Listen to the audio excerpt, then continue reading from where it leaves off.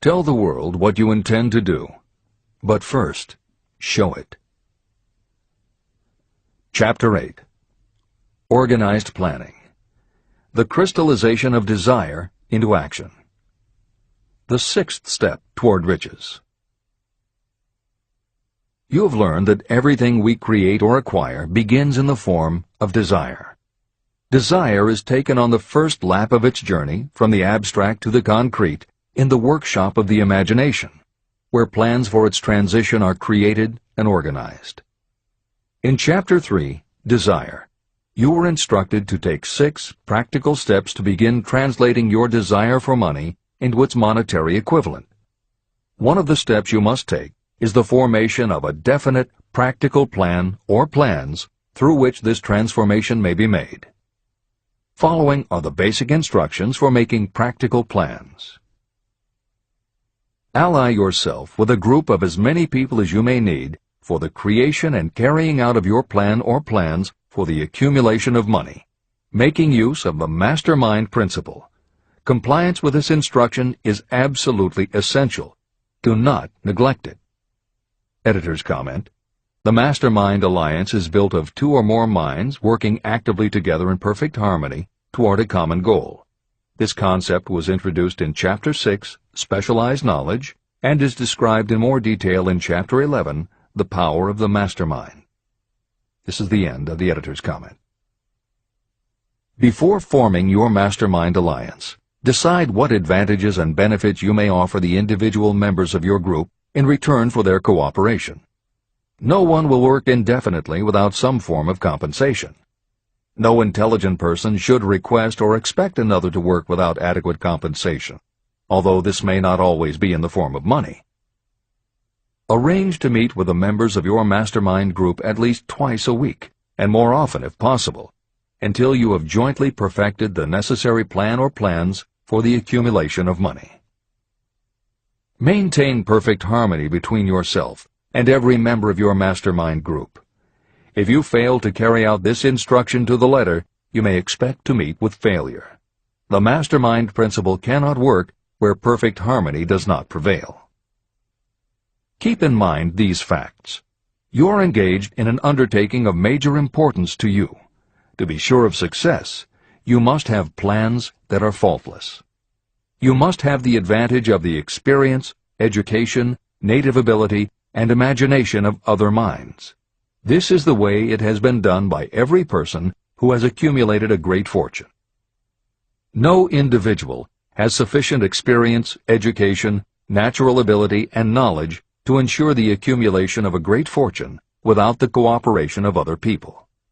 Every plan you adopt for making money should be the joint creation of yourself and every other member of your mastermind group. You may originate your own plans, either in whole or in part, but see that those plans are checked and approved by the members of your Mastermind Alliance. If your first plan fails, try another. If the first plan that you adopt does not work successfully, replace it with a new plan. If this new plan fails to work, replace it with still another, and so on, until you find a plan that does work. Right here is the point at which the majority of people meet with failure, because of their lack of persistence in creating new plans to take the place of those that fail. The most intelligent person living cannot succeed in accumulating money, or in any other undertaking, without plans that are practical and workable. Just keep this fact in mind, and remember when your plans fail that temporary defeat is not permanent failure. It may only mean that your plans have not been sound. Build other plans. Start all over again. Temporary defeat should mean only one thing: the certain knowledge that there is something wrong with your plan. Millions of people go through life in misery and poverty because they lack a sound plan through which to accumulate a fortune. Your achievement can only be as good as the plans you make. You are never whipped until you quit in your own mind. James J. Hill, who was the greatest railroad builder of them all, met with temporary defeat when he first tried to raise the capital needed to build the Great Northern Railroad from the east to the west. but he turned defeat into victory through new plans. Henry Ford met with temporary defeat not only at the beginning of his automobile career, but even after he had gone a long way toward the top. But he, too, created new plans and went marching on to financial victory. We see people who have accumulated great fortunes, but we often recognize only their triumph, and we overlook the temporary defeats that they had to surmount before arriving. No follower of this philosophy can reasonably expect to accumulate a fortune without experiencing temporary defeat. When defeat comes, accept it as a signal that your plans are not sound. Rebuild those plans and set sail once more toward your goal. If you give up before your goal has been reached, you're a quitter. A quitter never wins, and a winner never quits. Write this sentence on a piece of paper in letters an inch high and place it where you will see it every night before you go to sleep and every morning before you go to work. When you begin to select members for your mastermind group, choose those who do not take defeat seriously. Some people foolishly believe that only money can make money. This is not true. Desire, transmuted into its monetary equivalent through the principles in this book, is the way money is made. Money, of itself, is nothing but inert matter. It cannot move, think, or talk, but it can hear when someone who desires it calls it to come. Intelligent planning is essential for success in any undertaking designed to accumulate riches.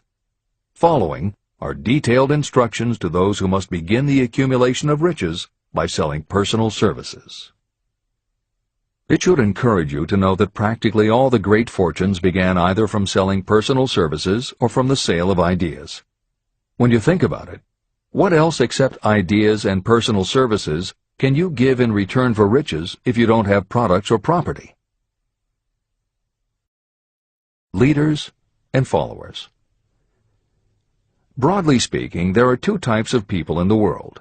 One type is known as leaders, and the other as followers.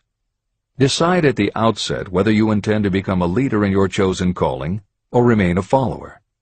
The difference in compensation is vast. The follower cannot expect to make as much as a leader, although some followers make the mistake of thinking they should. It is no disgrace to be a follower.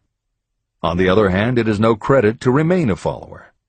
Most great leaders began as followers. They became great leaders because they were intelligent followers. With few exceptions, the person who cannot follow a leader intelligently cannot become an efficient leader. The person who can follow a leader most efficiently is usually the person who develops into leadership most rapidly. An intelligent follower has many advantages, including the opportunity to acquire knowledge from the leader.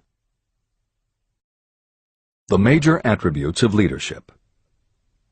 The following are important factors of leadership. 1. Unwavering courage based upon knowledge of yourself and your occupation. No follower wishes to be dominated by a leader who lacks self-confidence and courage. Certainly no intelligent follower will be dominated by such a leader for very long. 2. Self-control. The person who cannot control himself can never control others. Self-control sets a strong example for your followers, which the more intelligent followers will emulate. 3. A keen sense of justice. Without a sense of fairness and justice, no leader can command and retain the respect of their followers. 4. Definiteness of decision. Those who waver in decisions show that they are not sure of themselves and therefore cannot lead others successfully. 5. Definiteness of plans. Successful leaders must plan their work and work their plans. Leaders who move by guesswork, without practical definite plans, are like a ship without a rudder. Sooner or later, they will land on the rocks. 6. The habit of doing more than paid for.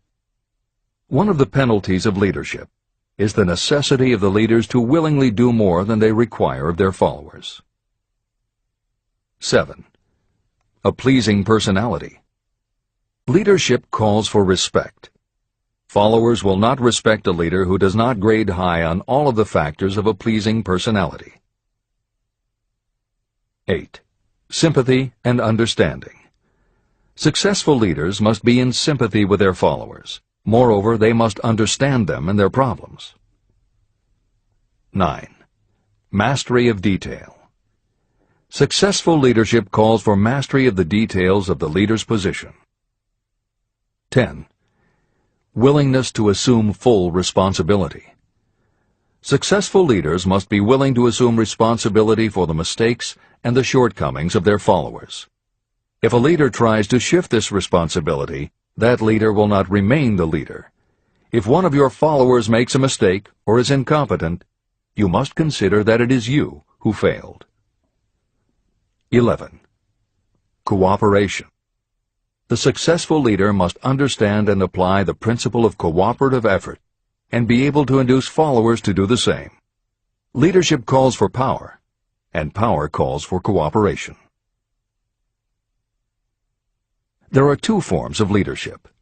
The first, and by far the most effective, is leadership by consent of and with the sympathy of the followers. The second is leadership by force, without the consent and sympathy of the followers. History is filled with evidences that leadership by force cannot endure. The downfall and disappearance of dictators and kings is significant. It means that people will not follow forced leadership indefinitely. Napoleon, Mussolini, Hitler were examples of leadership by force. Their leadership passed. Editor's comment. The following may also be added to the list: Idi Amin, Francisco Franco, Saddam Hussein, Ferdinand Marcos, Slobodan Milosevic, Juan Perón, General Augusto Pinochet, Pol Pot, General Suharto, the Taliban leaders in Afghanistan, Marshal Josip Broz Tito, Joseph Stalin, and subsequent leaders of the Soviet Union, East Germany, and the other countries in the Communist bloc. This is the end of the editor's comment. Those that remain see their power eroding and slipping away. Leadership by consent of the followers is the only leadership that can endure. People may follow forced leadership temporarily, but they will not do so willingly. Successful leaders will embrace the 11 factors of leadership described in this chapter, as well as some other factors. Those who make these attributes the basis of their leadership will find abundant opportunity to lead in any walk of life. The 10 major causes of failure in leadership. The following are the major faults of leaders who fail. It is just as essential for you to know what not to do as it is to know what to do. 1. Inability to organize details. Efficient leadership calls for the ability to organize and master details. No genuine leader is ever too busy to do anything that may be required in the capacity as leader. Whether a leader or follower, when you admit that you are too busy to change your plans or to give attention to any emergency, you are admitting your inefficiency. The successful leader must be the master of all details connected with the position. That means, of course, that you must acquire the habit of relegating details to capable lieutenants. 2. Unwillingness to render humble service. Truly great leaders are willing, when occasion demands, to perform any sort of labor that they would ask another to perform. The greatest among ye shall be the servant of all is a truth that all able leaders observe and respect. 3. Expectation of pay for what they know, instead of what they do with what they know. The world does not pay you for what you know. It pays you for what you do, or what you induce others to do. 4. Fear of competition from followers. Leaders who fear that one of their followers may take their position are practically sure to realize that fear sooner or later. Able leaders train understudies to whom they may delegate any of the details of their position. Only in this way can leaders multiply themselves and be at many places and give attention to many things at one time. It is an eternal truth that leaders receive more pay for their ability to get others to perform than they could possibly earn by their own efforts. An efficient leader may, through knowledge of the job and a magnetic personality, greatly increase the efficiency of others, and get them to render more service and better service than they could render without the leader's guidance. 5. Lack of imagination. Without imagination, the leader is incapable of meeting emergencies or of creating plans by which to guide followers efficiently. 6. Selfishness. Leaders who claim all the honor for the work of their followers are sure to be met by resentment. The really great leader claims none of the honors.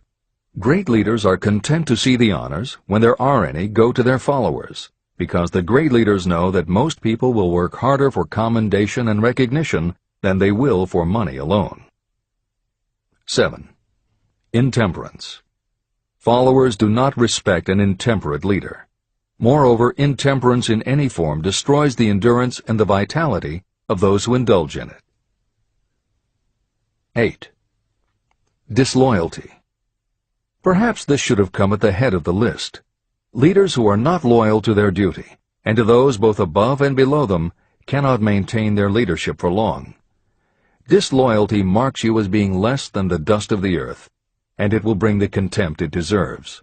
Lack of loyalty is one of the major causes of failure in every walk of life.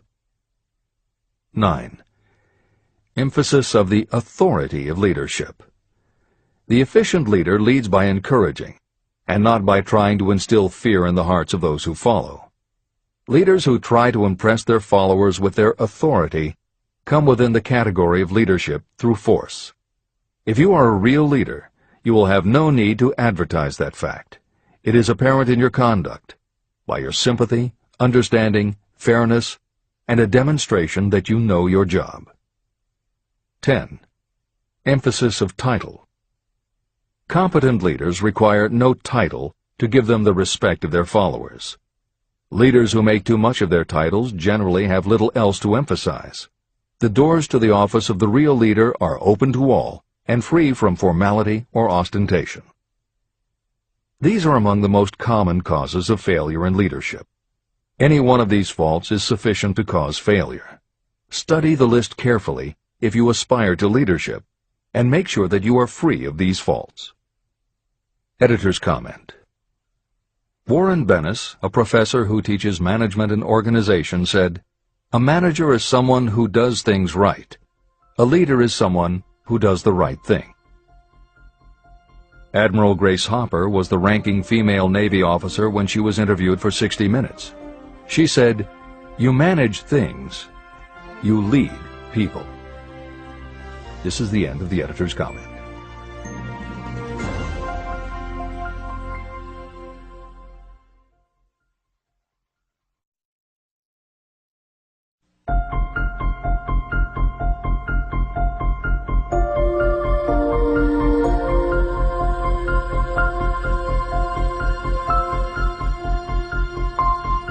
When and how to apply for a position. The information described here is the net result of many years of experience during which thousands of men and women were helped to market their services effectively. Editor's comment. The Internet, email, and faxed resumes have radically changed the way employers search for new employees, and the way that most people apply for jobs. However, Think and Grow Rich was never intended for most people. It was written for those who want to stand out. If you are such a person, the editors of this revised and updated edition strongly advise that you give serious thought to each of the following suggestions about how to apply for a position and how to prepare a resume. If you are tempted to think the suggestions are too obvious, simplistic, or out of date, we assure you they are not. In those instances where it is appropriate to update the material, we have added commentary. This is the end of the editor's comment. 1. Employment agencies. Care must be taken to select only reputable companies that can show adequate records of achievement of satisfactory results. Editor's comment. As anyone in the job market knows, today employment agencies range from companies that supply temporary office help to headhunters who connect high-level executives with companies seeking experienced management talent. If you are seeking a mid to upper-level position, the old adage that you get what you pay for is particularly true. This is the end of the editor's comment. 2. Advertising in newspapers, trade journals, magazines. Classified advertising may produce satisfactory results for those applying for entry-level, clerical, or salaried positions. For those seeking executive positions, a well-written and well-designed display ad, though more expensive, may be more desirable. The copy should be prepared by an expert who understands how to inject sufficient selling qualities to produce replies. Editor's comment. For individuals, the display ad approach is not very common in the contemporary job market. But for that reason, if you are sure of the position you want, a well-written and well-designed ad selling yourself and placed in the right trade paper or industry journal might be just the thing to get the attention you want. However, if you attempt this approach, be prepared that it will be an expensive experiment. In effect, you will have gone into the advertising business, and it is a rule of thumb in advertising that a single ad rarely sells anything. It usually requires multiple exposures before the buyer, the potential employer, is motivated to buy, hire, a product, you. This is the end of the editor's comment. 3. Personal letters of application. These should be directed to particular firms or individuals that could need the kind of service or experience you have to offer. Letters should be neatly typed always and signed by hand. You should include a complete resume or outline of your qualifications. Both the letter of application and the resume should be prepared by an expert. Editor's comment. In the contemporary job market, sending a letter of application when no job has been advertised can in fact be a very successful approach. But this is only for those who truly know what they want and will take the time to prepare a convincing presentation. Managers in a position to hire always have an eye out for good prospective employees. If they receive a well-constructed and intriguing presentation that clearly states you are interested in a position whenever one is available, it will not be thrown away. And the first thing good managers do when a position comes open is go to their files. When that happens, if your presentation made a good and convincing impression, it will be there. The only question is, are you willing to make yourself available when they are ready for you? If you are just blanketing everyone with a stock letter in hopes of getting a job, it very likely won't work. This approach is not for someone looking for a job. This approach is only for those who really want a specific career. This is the end of the editor's comment. 4. Application in person. In some instances, it may be more effective if the applicant personally offers his or her services to prospective employers, in which event a complete written statement of qualifications for the position should be presented, as prospective employers will often wish to discuss your record with associates. Editor's comment. Asking for an interview when no job has been advertised is an even stronger statement that you know what you want and you are serious about working in a particular industry. If you pursue this approach, keep in mind that you are asking someone to give you their time. Some managers will not be receptive because it does not fit into their company's business practice, and some managers will just find it an annoyance. This approach will work for you only if you are confident that you can make an outstanding impression in person. If you make a strong, positive impression, it will be remembered when an opening is available. This is the end of the editor's comment. 5. Application through personal acquaintances. When possible, the applicant should approach prospective employers through some mutual acquaintance. This method is particularly advantageous in the case of those who seek executive connections and do not wish to appear to be peddling themselves. Information to be supplied in a written resume. A good resume should be prepared as carefully as a lawyer would prepare the brief for a case to be tried in court. Unless the applicant is experienced in the preparation of such briefs, an expert should be consulted for this purpose. When successful businesses want to advertise, they hire specialists who understand the psychology of advertising to sell their products.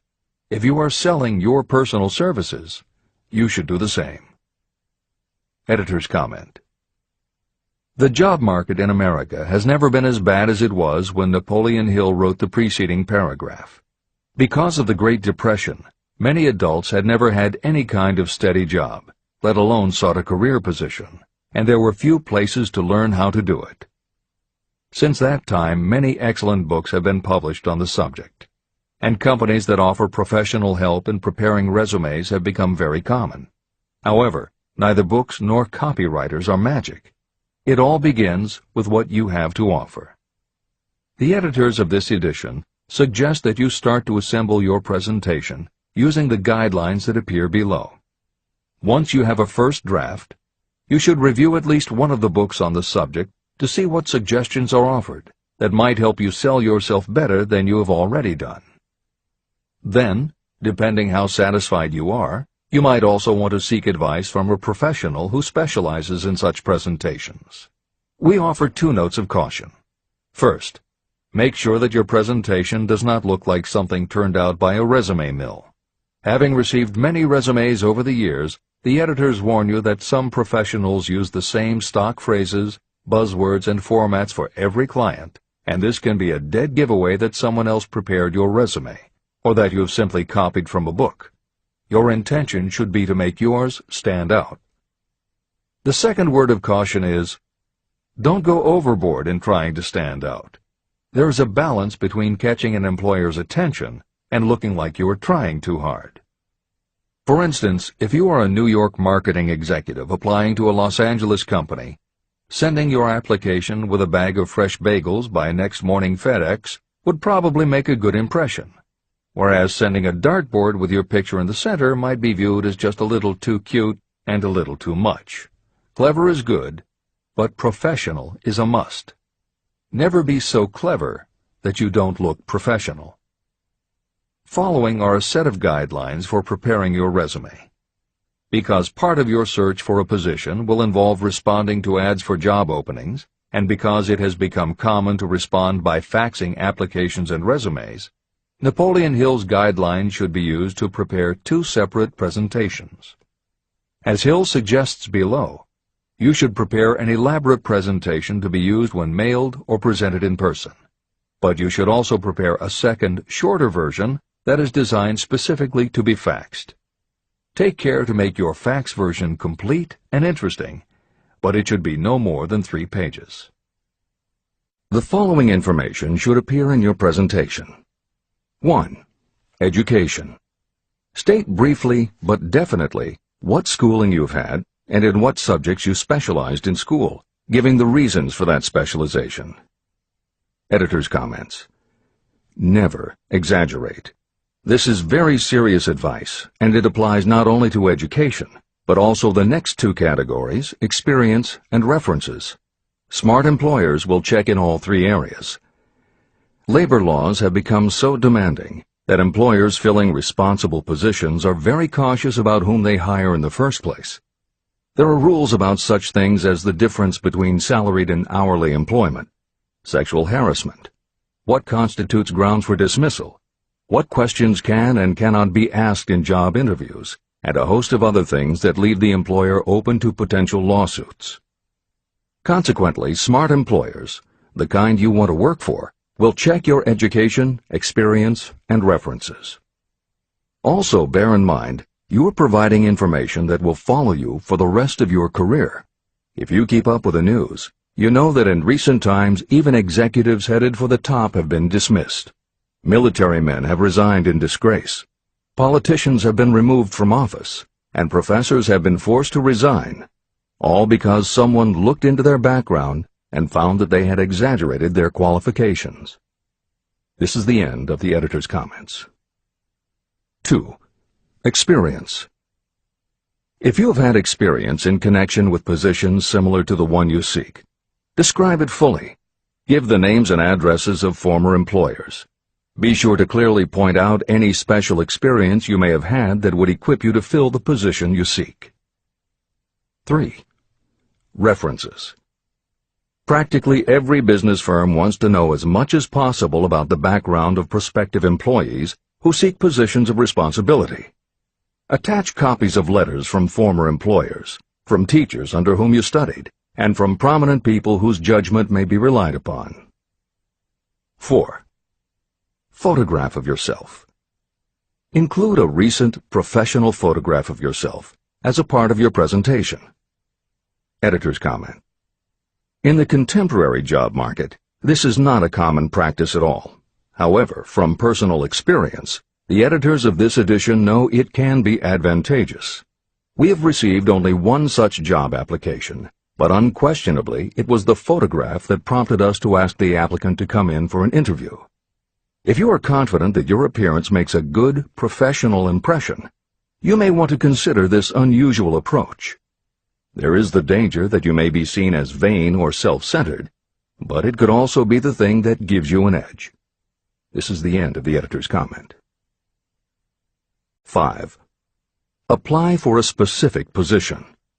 Never apply for just a job.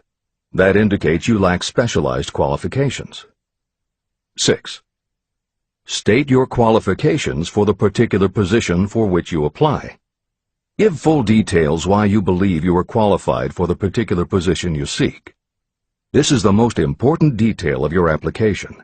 It will determine, more than anything else, what consideration you receive. 7. Offer to go to work on probation. This may appear to be a radical suggestion, but experience has proved that it seldom fails to win at least a trial. If you are sure of your qualifications, a trial is all you need. Incidentally, such an offer indicates that you have confidence in your ability to fill the position you seek. It is most convincing. Make it clear that your offer is based on your confidence in your ability to fill the position, your confidence in your prospective employer's decision to employ you after the trial period, and your determination to have the position. Editor's comments. As you will learn in Chapter 10, when you read the story of Napoleon Hill's application to Rufus Ayers, Hill gives this advice based on his personal experience. Unfortunately, this is one of those instances where times may have changed so much that the approach is rarely applicable. In today's environment, modern labor laws and business practice may prevent an employer from taking you up on your offer. However, today many companies do have internship programs that allow an employer to test drive employees to see how well they might fit in. This is the end of the editor's comment. 8. Knowledge of your prospective employer's business. Before applying for a position, do sufficient research to familiarize yourself thoroughly with that business and indicate the knowledge you have acquired in this field. This will be impressive because it indicates that you have imagination and a real interest in the position you seek. Editor's comment. When you do this, and you certainly should, bear in mind that you will be talking with people who really know the business. Even by researching extensively, at best you will only know about their business. If you try to appear too knowledgeable or familiar, it may backfire and reveal that you have only a superficial view of the business. Unless you are already working in the particular industry and have insights based on experience, do not be presumptuous. Use your knowledge to indicate that you have taken the time to educate yourself and that you really are interested, but don't try to tell a prospective employer how you would run the business. This is the end of the editor's comment. Remember that it is not the lawyer who knows the most law, but the one who best prepares his case who wins. If your case is properly prepared and presented, your victory will have been more than half won at the outset. Do not be afraid of making your presentation too long. Employers are just as much interested in purchasing the services of well-qualified applicants as you are in securing employment. In fact, the success of most successful employers is due to their ability to select well-qualified lieutenants. They want all the information available. Editor's comment. As noted above, when faxing a resume, it should be no more than 3 pages and should state that you will be pleased to provide a more detailed resume if required. This is the end of the editor's comment. Remember another thing.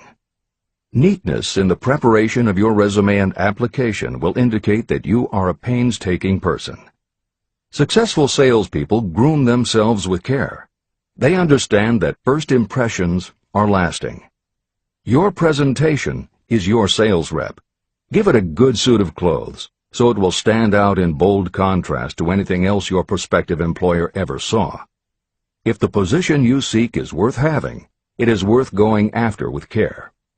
More important, if you sell yourself in a manner that shows off your individuality, you probably will receive more money from the very start than you would if you applied for employment in the usual conventional way. When your resume package has been completed, you should prepare individual and personalized copies for each company or person to whom it will be presented. This personal touch is sure to command attention. Have it neatly typed, proofread, printed, and properly bound on the finest paper you can obtain. Your photograph should be mounted and included on one of the pages. Prepare a separate binding with the proper company name inserted, if it is to be shown to more than one company. If you seek employment through an employment agency, have the agent use copies of your presentation in marketing your services. This will help to gain preference for you, both with the agent and the prospective employers. I've helped to prepare presentations for clients that were so striking and out of the ordinary that they resulted in the employment of the applicant without a personal interview. If you want similar results, follow the instructions to the letter, improving upon them however your imagination suggests. Editor's comments. Today, every office supply store offers a wide variety of paper stock, folders, binders, and presentation materials that can be put together in a way that is both unique and professional looking. With all of those possibilities available, if you simply present standard sheets of paper stapled in the corner, the response will very likely be standard too. If you apply a little creativity, you should have no trouble preparing a presentation that is tailored to the company to which you are applying, appropriate for the position you seek, and reflective of your personality and style. This is the end of the editor's comments. How to get the exact position you desire. Everyone enjoys doing the kind of work for which he or she is best suited. An artist loves to work with paints, a craftsman with his or her hands, a writer loves to write. Those with less definite talents have their preferences for certain fields of business and industry. If America does anything well, it offers a full range of occupations. 1. Decide exactly what kind of a job you want. If the job doesn't already exist, perhaps you can create it. 2. Choose the company or individual for whom you wish to work. 3. Study your prospective employer as to policies, personnel, and chances for advancement. 4. By analysis of yourself, your talents, and your capabilities, figure what you can offer. Plan specific ways and means of giving advantages, services, developments, or ideas that you believe you can successfully deliver. 5. Forget about a job. Forget whether or not there is an opening. Forget the usual routine of, have you got a job for me? Concentrate on what you can give. 6. Once you have your plan in mind, put it on paper in neat form and in full detail. 7. Present it to the proper person with authority, and the rest will come automatically. Every company is looking for people who can give something of value, whether it is ideas, services, or connections. Every company has room for the person who has a definite plan of action that is to the advantage of that company. This procedure may take a few days or weeks of extra time, but the difference in income, in advancement, and in gaining recognition will save years of hard work at small pay. It has many advantages, the main one being that it will often save you from 1 to 5 years of your time in reaching a chosen goal. Every person who starts, or gets in halfway up the ladder, does so by deliberate and careful planning. The new way of marketing services. Men and women who market their services must recognize the change that has taken place in connection with the relationship between employer and employee. The future relationship should be more in the nature of a partnership, consisting of the employer, the employee, and the public they serve. In the past, Employers and employees have bartered among themselves, not considering that in reality they were bargaining at the expense of the third party, the public they served. Both the employer and the employee should consider themselves as fellow employees whose business it will be to serve the public efficiently. Editor's comment. In the preceding paragraph, Napoleon Hill once again demonstrates his foresight into the future direction of American business. As you will recognize in the following section, the point he makes by citing the coal and gas companies would at a later time be equally applicable to the telephone monopolies, and later still to computer software and internet companies, and to cable television suppliers when competitors started to offer satellite TV. This snapshot of how and why business has changed should provide you with a blueprint for the attitude you must adopt and the way you must conduct yourself if you are going to attain the success you're seeking. This is the end of the editor's comment. During the Depression, I spent several months in the anthracite coal region of Pennsylvania, studying conditions that all but destroyed the coal industry. The coal operators and the unions drove hard bargains in negotiating their labor contracts. The cost of the bargaining was passed on to the customer by adding to the price of the coal. However, in the end, they discovered their actions had worked against them. What their delays and high prices had actually accomplished was to open the market to their competitors. Inadvertently, they had built up a wonderful business for the manufacturers of oil-burning stoves and furnaces, as well as for the producers of oil. A similar experience happened to the gas companies. We can all remember the time when the gas meter reader pounded on the door hard enough to break the panels. When the door was opened, he pushed his way in uninvited with a scowl on his face that plainly said, "What the hell did you keep me waiting for?" All that has undergone a change. The meter man now conducts himself as a gentleman who is delighted to be at your service, sir. Before the gas companies learned that their scowling meter men were offending customers, their competitors, the polite salesmen of oil burners, came along and did a land office business. These illustrations are mentioned here to show that we are where we are and what we are because of our own conduct. If there is a principle of cause and effect that controls business, finance, and transportation, this same principle controls individuals and determines their economic status. Courtesy and service are the watchwords of merchandising today, and they apply to the person who is marketing personal services even more directly than to the employer. In the final analysis, you are employed by the customer. If you fail to serve well, both you and your employer will pay for it by the loss of the privilege of serving. What is your QQS rating?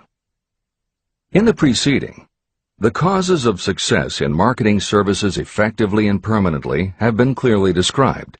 Unless those causes are studied, analyzed, understood, and applied, no one can market services effectively and permanently.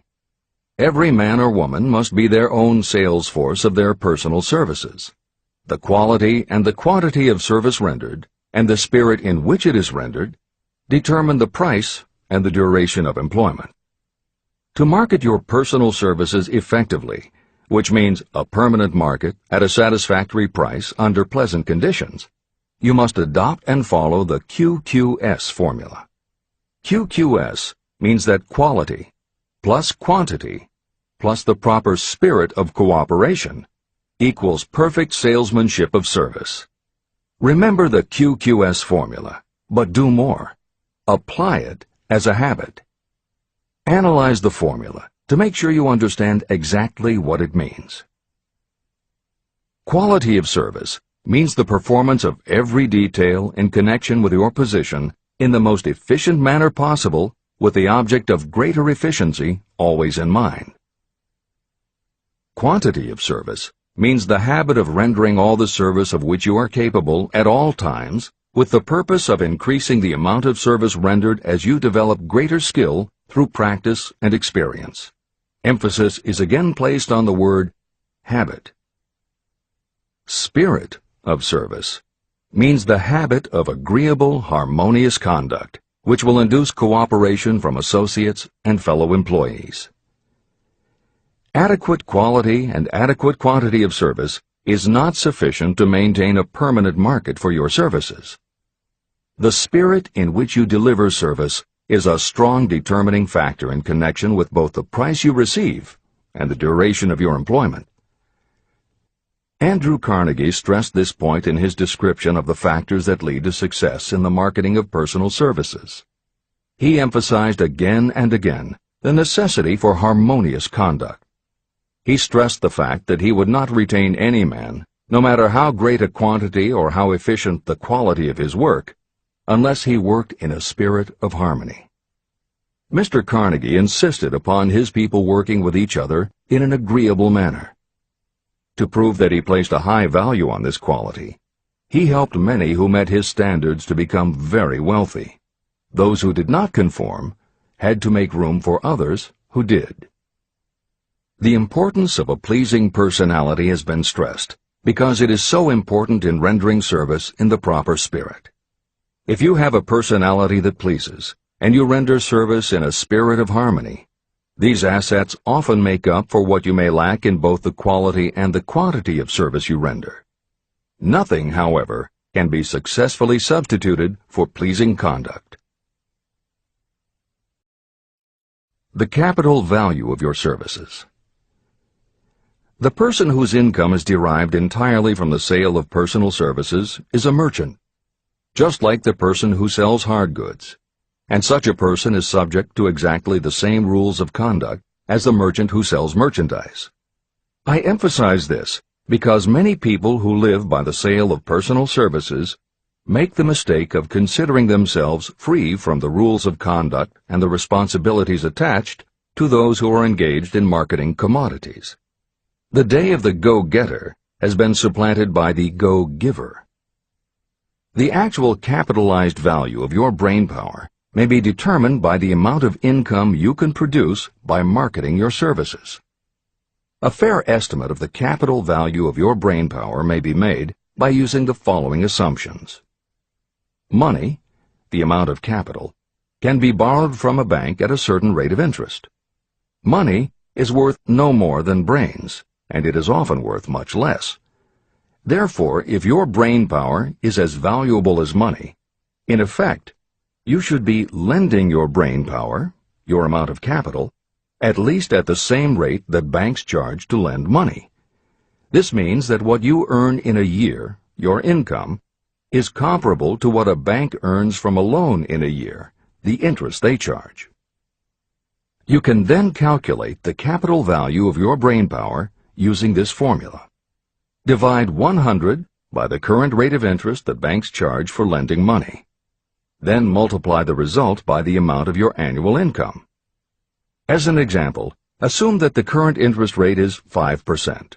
Assume your annual income is $50,000. The formula would be as follows. 100 divided by 5 equals 20, and 20 multiplied by 50,000 equals $1 million. Therefore, if you lend out your brainpower, your capital, at the same rate as the bank lends money, 5% interest, your brainpower is worth $1 million. Competent brains, if effectively marketed, represent a much more desirable form of capital than the money that is required to conduct a business dealing in commodities. This is true because brains are a form of capital that cannot be permanently depreciated by economic depressions, nor can this form of capital be stolen or spent. Moreover, the money that is essential for the conduct of business is as worthless as a sand dune until it has been mixed with efficient brains. The 31 major causes of failure. Life's greatest tragedy consists of men and women who earnestly try and fail. The tragedy lies in the overwhelmingly large majority of people who fail as compared with the few who succeed. I have had the privilege of analyzing several thousand men and women, 98% of whom were classed as failures. My analysis proved that there are 13 major principles through which people accumulate fortunes. Each of the 13 principles of success has its own chapter in this book, and there are 31 major reasons for failure. The 31 causes of failure are listed below. As you go through the list, measure yourself point by point. It will help you to discover how many of these causes of failure stand between you and success. 1. Unfavorable hereditary background. There is little, if anything, that can be done for people who are born with a deficiency in brain power. This is the only one of the 31 causes of failure that may not be easily corrected by any individual. My philosophy can offer only one method of bridging this weakness, through the aid of the mastermind. 2. Lack of a well-defined purpose in life. There is no hope of success for the person who does not have a central purpose or definite goal at which to aim. 98 out of every 100 of those whom I have analyzed had no such aim.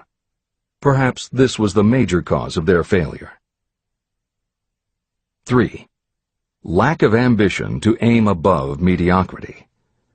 I can offer no hope for those who are so indifferent they do not want to get ahead in life and are not willing to pay the price. 4. Insufficient education. This is a handicap that may be overcome with comparative ease. Experience has proven that the best educated people are often those who are self-made or self-educated. It takes more than a college degree to make you a person of education. Any person who is educated has learned to get whatever they want in life without violating the rights of others. Education consists not so much of knowledge, but of knowledge effectively and persistently applied. You are paid not merely for what you know, but for what you do with what you know. 5. Lack of self-discipline. Discipline comes through self-control. This means that you must control all negative qualities. Before you can control conditions, you must first control yourself. Self-mastery is the hardest job you will ever tackle. If you do not conquer yourself, you will be conquered by yourself. By stepping in front of a mirror, you may see both your best friend and your greatest enemy. 6. Ill health. No person may enjoy outstanding success without good health. Many of the causes of ill health are subject to mastery and control. These, in the main, are overeating of foods not conducive to health, wrong habits of thought or negative thinking, wrong use of and overindulgence in sex, lack of proper physical exercise, an inadequate supply of fresh air due to improper breathing.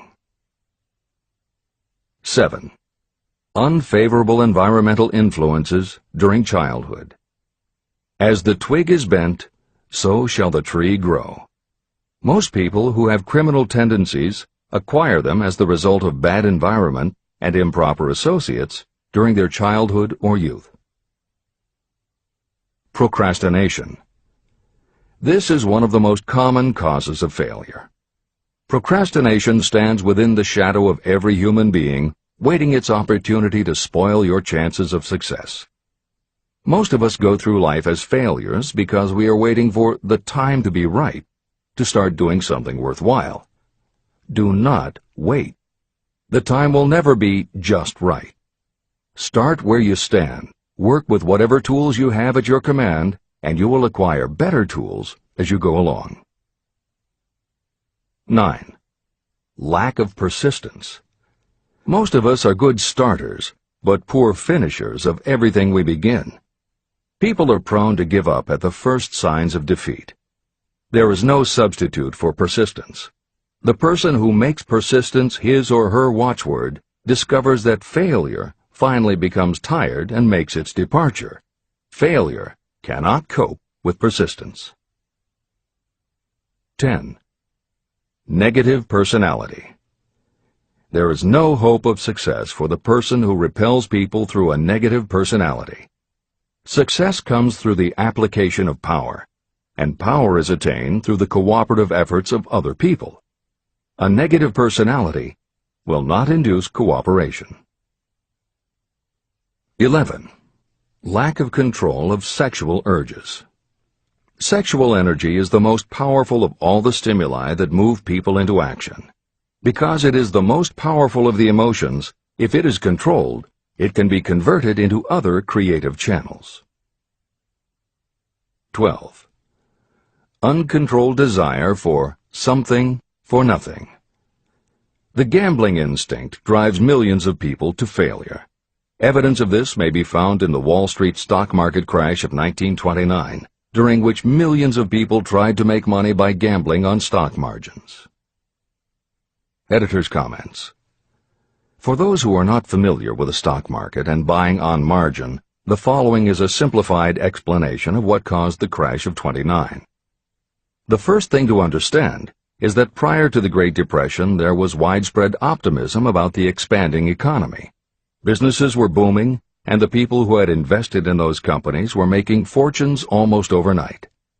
When the average person saw how much money was being made, they wanted to get in on it, and there was a way for them to do it.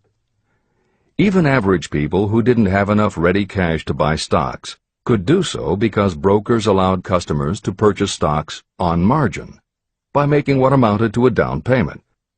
However, part of the purchase agreement stated that when the brokers called in the margin accounts, which they could do at any time, the customers would have to come up with the rest of the cash immediately to pay the balance owing on the original purchase price. That is why Hill used the term gambling when he referred to the stock market. These average people weren't investing in companies. They were betting on the future rise in value. The idea, in the average person's mind, was that they would only have to scrape together enough to pay the margin, which was a small percentage of the full cost. Then when the price of the stock went up, they would sell, which would give them more than enough money to pay the broker the balance owing on the purchase price, and they could pocket the difference. This worked fine as long as stock prices continued to rise, but when the stock market crashed, the stockbrokers called in the margins, and the people who had bought at prices they really couldn't afford suddenly found that they had to come up with the cash. And that was why so many average people got wiped out in the crash of '29. They gambled money they didn't have by buying on margin. This is the end of the editor's comments. 13. Lack of a well-defined power of decision.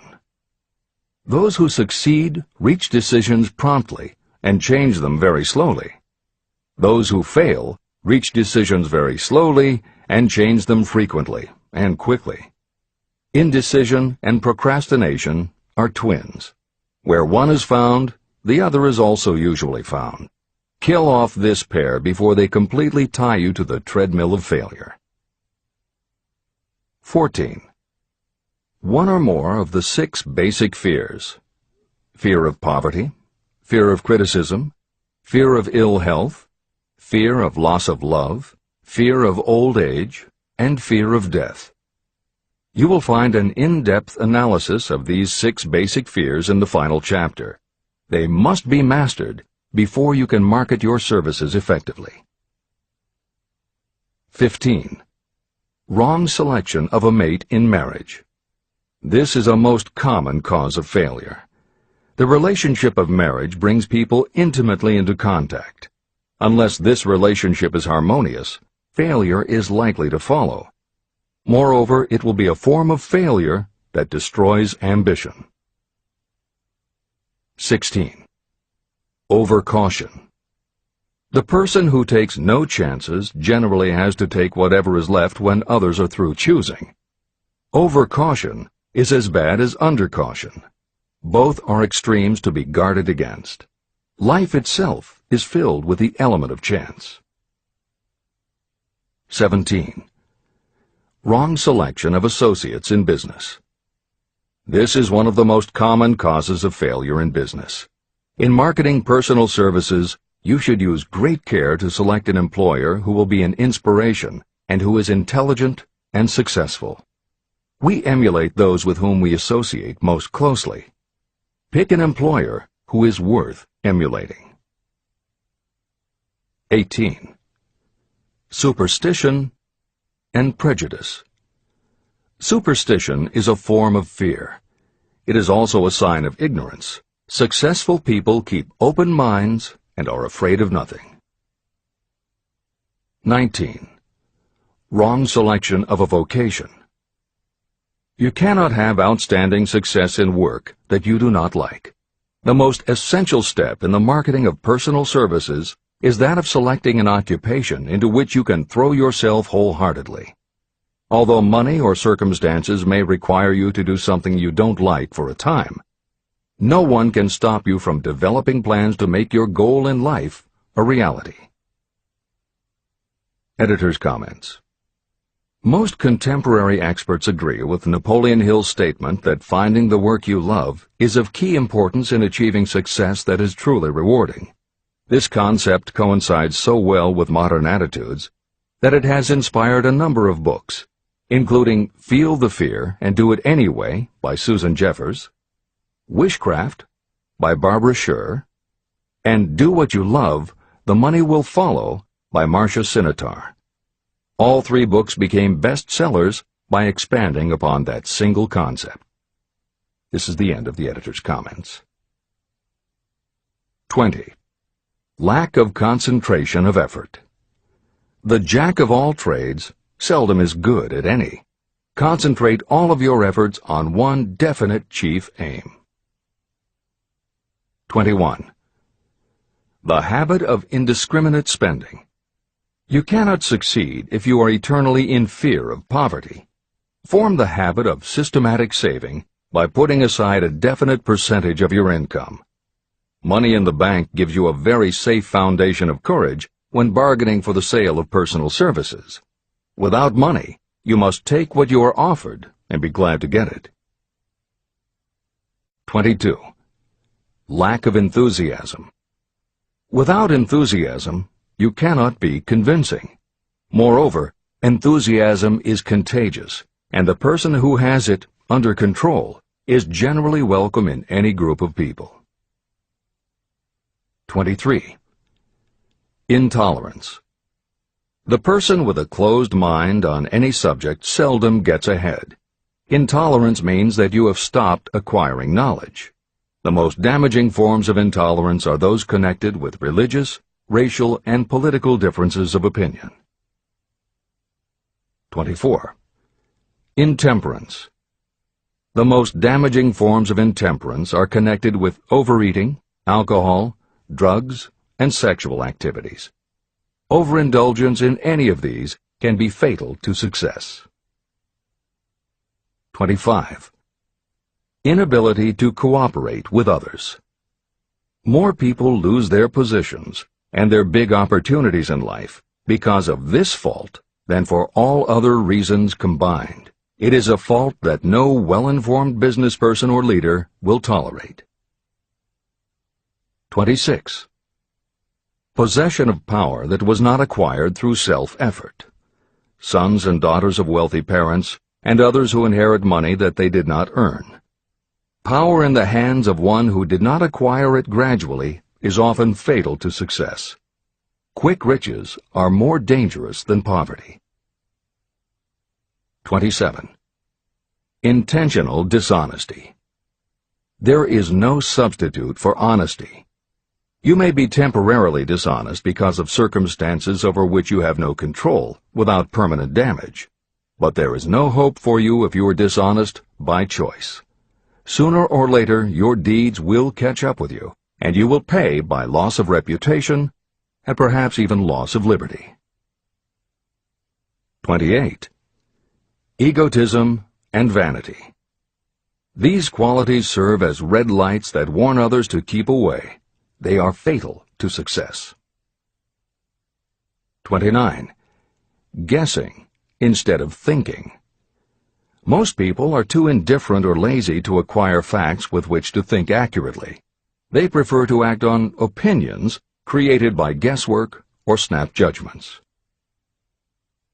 30. Lack of capital.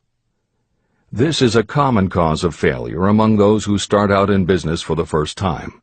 You must have a sufficient reserve of capital to absorb the shock of your mistakes and to carry you over until you have established a reputation. 31. Here, name any particular cause of failure from which you have suffered that has not been included in the foregoing list. Contained in these 31 major causes of failure is the description of practically every person who tries and fails. It will be helpful if you get someone who knows you well to go over this list with you and help you to analyze yourself by each of these causes of failure. Most people cannot see themselves as others see them. You may be one who cannot. Do you know your own worth? The oldest of admonitions is, know thyself. If you market merchandise successfully, you must know the merchandise. The same is true in marketing personal services. You should know all of your weaknesses in order to bridge them or eliminate them entirely. You should know your strengths in order to call attention to them when selling your services. You can know yourself only through accurate analysis. There is a story about a young man applying for a job who was making a good impression until the manager asked him what salary he expected. He replied that he had no fixed sum in mind, lack of a definite aim. The manager then said, "We will pay you all you are worth after we try you out for a week." "I can't accept that," the applicant replied. "I'm already getting more than that where I'm now employed." It may seem funny, but it makes a serious point. Before you even begin to negotiate for a better salary in your present position or begin to seek employment elsewhere, be sure that you are worth more than you now receive. It is one thing to want money. Everyone wants more. But it is something entirely different to be worth more. Many people mistake their wants for their just dues. Your financial wants have nothing whatever to do with your worth. Your value is established entirely by your ability to render useful service or your capacity to induce others to render such service. Take inventory of yourself. Annual self-analysis is essential in the effective marketing of personal services, just like you would take an annual inventory if you were in merchandising. Moreover, your yearly analysis should show a decrease in your faults and an increase in your virtues. You go ahead, stand still, or go backward in life. Your objective should be to go ahead. Annual self-analysis will disclose whether advancement has been made and, if so, how much. It will also disclose any backward steps you may have taken. The effective marketing of personal services requires you to move forward, even if the progress is slow. Your annual self-analysis should be made at the end of each year, so you can include in your New Year's resolutions any improvements that the analysis indicates should be made. Take this inventory by asking yourself the following questions, and by checking your answers with the aid of someone who will not permit you to deceive yourself. Self-analysis questionnaire. 1. Have I attained the goal that I established as my objective for this year? You should work with a definite yearly objective to be attained as a part of your major life objective. 2. Have I delivered service of the best possible quality of which I was capable, or could I have improved any part of this service? 3. Have I delivered service in the greatest possible quantity of which I was capable? 4. Has the spirit of my conduct been harmonious and cooperative at all times? 5. Have I permitted the habit of procrastination to decrease my efficiency, and if so, to what extent? 6. Have I improved my personality, and if so, in what ways? 7. Have I been persistent in following my plans through to completion? 8. Have I reached decisions promptly and definitely on all occasions? 9. Have I permitted any of the 6 basic fears to decrease my efficiency? 10. Have I been either overcautious or undercautious? 11. Has my relationship with my associates in work been pleasant or unpleasant? If it has been unpleasant, has the fault been partly or wholly mine? 12. Have I dissipated any of my energy through lack of concentration of effort? 13. Have I been open-minded and tolerant in connection with all subjects? 14. In what ways have I improved my ability to render service? 15. Have I been intemperate in any of my personal habits? 16.